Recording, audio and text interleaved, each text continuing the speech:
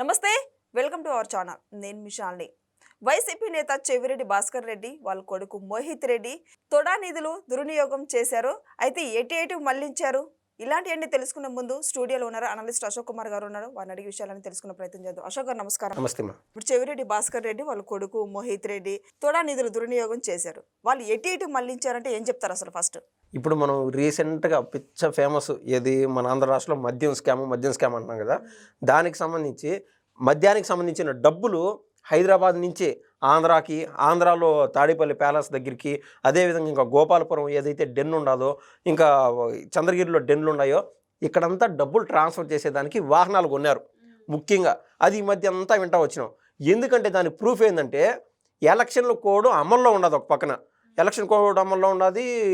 అక్కడ విజయవాడ దగ్గర ఏకంగా 8,50,00,000 రూపాయలు పైచీలకు డబ్బులు ఒక కారులో దొరికిపోయినాయి. అంత డబ్బు ఎలక్షన్లప్పుడు అంత ఎవడు రొటేట్ చేస్తున్నాడు రా అని ఆలోచన చేసి వస్తే ఆ డబ్బు దొరికిందే తొడా వాహనాల్లో. తొడా అంటే తిరుపతి అర్బన్ డెవలప్మెంట్ అసోసియేషను.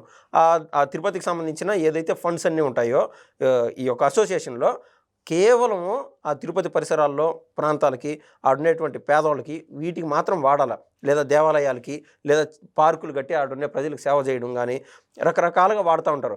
కానీ దీన్ని ప్రైవేటీకరణ చేసినట్టు వీళ్ళకేదో ఇదో అంటారు కదండి, నాకు ఆ కార్పొరేషన్ చైర్మన్ వచ్చింది, లేదా నాకు ఎమ్మెల్సీ కావాలా, ఎమ్మెల్యే కావాలా, దీన్ని బట్టి అర్థమవుతుంది ఈ పదవులు కన్నా ఉంటే డబ్బులు సంపాదించుకోవచ్చు అని చెప్పి. అట్లా అనిపిస్తుందండి. మనం 8,50,00,000 దొరికిపోయింది. ఎక్కడ దొరికిందంటే తొడా వాహనాలు దొరికిపోయింది. ఇది ప్రధానంగా మనం ఈ మధ్య తింటా వచ్చినాం. దాన్ని బట్టి తొడాలో ఏదో పెద్ద స్కామ్ జరుగుతుందిరా అని వెలికి తీస్తే ఆ మధ్య విజిలెన్స్ దర్యాప్తు చేసినారు ఈ తొడా పైన. ఏదైతే ఈ తిరుపతి అర్బన్ డెవలప్మెంట్ అసోసియేషన్ ఉన్నదో దానికి గతంలో చెవిరెడ్డి భాస్కర్ రెడ్డి చైర్మన్గా ఉండేవాడు. ఇది కూడా ఏదో వారసత్వం అయినట్టు వాళ్ళ కొడుకు మోహిత్ రెడ్డికి కూడా మళ్ళీ ఆ చైర్మన్షిప్ ఇచ్చారు. ఎందుకంటే జగన్మోహన్ రెడ్డి గారికి అత్యంత అనున్యాయులు కాబట్టి వాళ్ళు. దీనికి టోటల్ ఓవరాల్గా ఫండ్స్ 440 కోట్ల పైన ఏదైతే తొడాకు అలాట్ చేసిన ఫండ్స్ని ఏం చేశాడంటే ఈ చెవిరెడ్డి భాస్కర్ రెడ్డి తిరుపతిలో ఉండే ప్రజలే కానిట్టు పైన ఉండేటువంటి ఈ వెంకటేశ్వర స్వామికి సంబంధించిన ఏదైనా కింద గోవిందరాజ స్వామి దేవాలయం ఉన్నది, వీటికి సంబంధించి చుట్టూరు భక్తులకి వచ్చినప్పుడు ఏదన్నా అన్నప్రసాదాలు అందజేయడం కానీ, లేదా మజ్జిగ నీళ్ళు అందజేయడం కానీ, ఇటువంటి వాటికి ఏదన్నా ఉపయోగిస్తారా, లేదా ఏదన్నా గుంతల రోడ్డు ఎన్ని ఉన్నాయండి చుట్టూరు, తిరుపతి చుట్టూరు, వీటికి ఏదన్నా వాడతారా అని చెప్పి ఆ తిరుపతి అర్బన్ డెవలప్మెంట్ అసోసియేషన్కి సంబంధించిన నిధులు ఏదైతే ఉన్నాయో వీటికి వాడతారు. ఏదన్నా భక్తులు వచ్చినప్పుడు సౌకర్యంగా ఉంటుంది. మనం తిరుపతికి బస్ స్టాండ్ దగ్గర పోయినప్పుడు ఇట్లా వాడతారని పేరుని అనుకుంటారు. అది ఆ రకానే లేదు. తిరుపతికి దీనికి సంబంధమే లేదు. ఏకంగా దగ్గర ఉన్నటువంటి చంద్రగిరి, ఆ చంద్రగిరి నుంచి ఆయన పోటీ చేస్తున్నాడు కాబట్టి రూట్ మ్యాప్ సిద్ధం అయిపోయింది.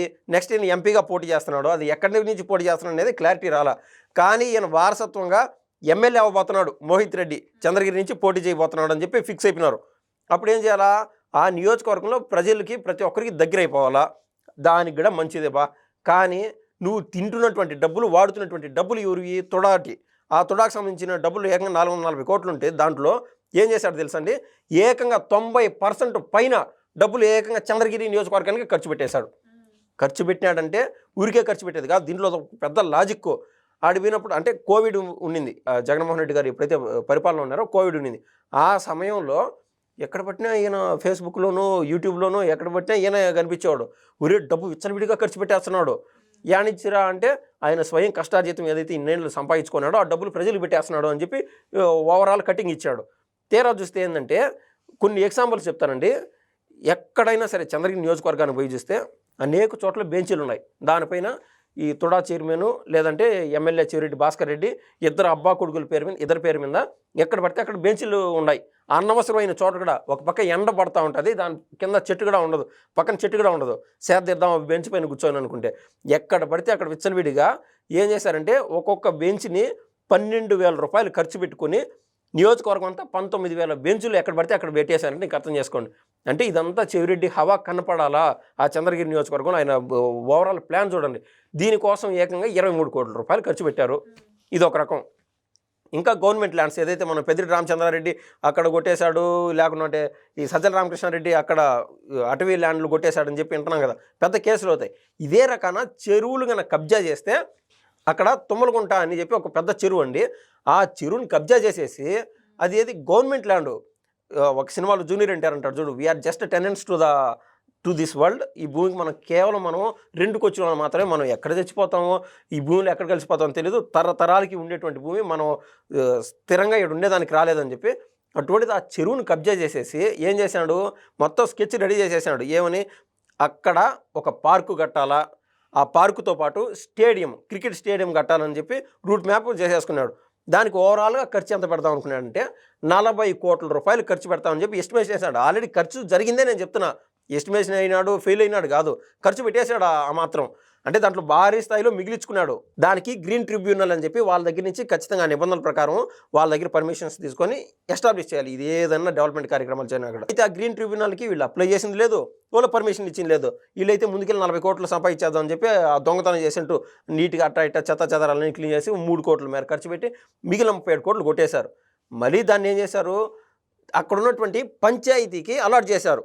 20 కోట్ల రూపాయలు పంచాయతీకి అలాట్ చేసి వీటి బాధ్యత మీదే బా అని చెప్పి ఆ పంచాయతీ వారికి అప్పచెప్పినారు. ఆ పంచాయతీ వారు ఎవరు అంటే వీళ్ళ మనుషులే అక్షరాల.